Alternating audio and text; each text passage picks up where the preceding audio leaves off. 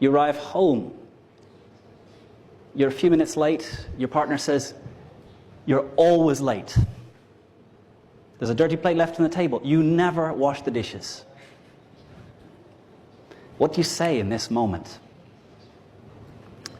Now, most of you, and me included, went through 14 years of school where we were taught one way to respond to questions. Teacher asks questions. How do you spell cat? Student, C-A-T. Teacher, what is the biological process called osmosis? Student puts hand up, explains in detail the process through which cell membranes allow water to go from one side to the other. So for 14 years, you've been taught that you should give an answer to a question.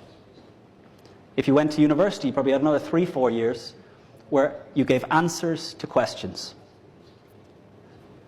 But in real life, in persuasion, in getting to what the other person is really about, what their needs really are, the worst thing you can do is give an answer to a question. If someone says your product is too expensive, and you say, no, it's not, it's only 1,000, you've lost every chance to understand what else is behind their reasoning.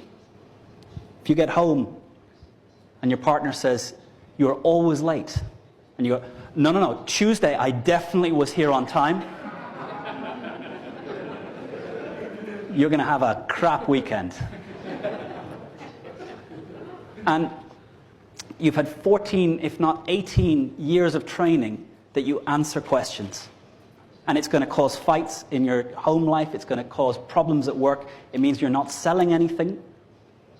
Because when someone says your product is too expensive, that's not what their real issue is. When someone says, I'll have to speak to my boss, that's not what their real issue is. And if we had lots of time here, I would create a little role-playing thing, because what happens here is, in our model of the human brain, we've got the stem, the emotion, and here. When your partner says, you're always late, emotion goes up, and what happens is this bit disconnects. So the way to make someone stupider is insult them, object to them, tell them they're wrong, or ask them a question. Because there's an emotional reaction, and the higher emotion goes, the lower thinking goes.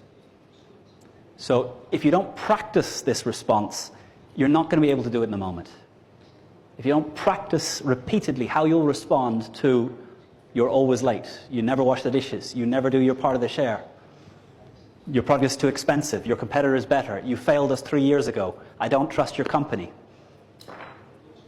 If you don't practice the habit of not giving an answer, you're not going to be able to do it in the heat of the moment. So what I would say is, when you're asked a question or when you're given an objection, what I want you to do is say, I understand, and repeat in your words what they're saying. Your product is too expensive. I understand that money is an important factor for you. What other criteria will be used in taking this decision? So you understand, and you give an open question back.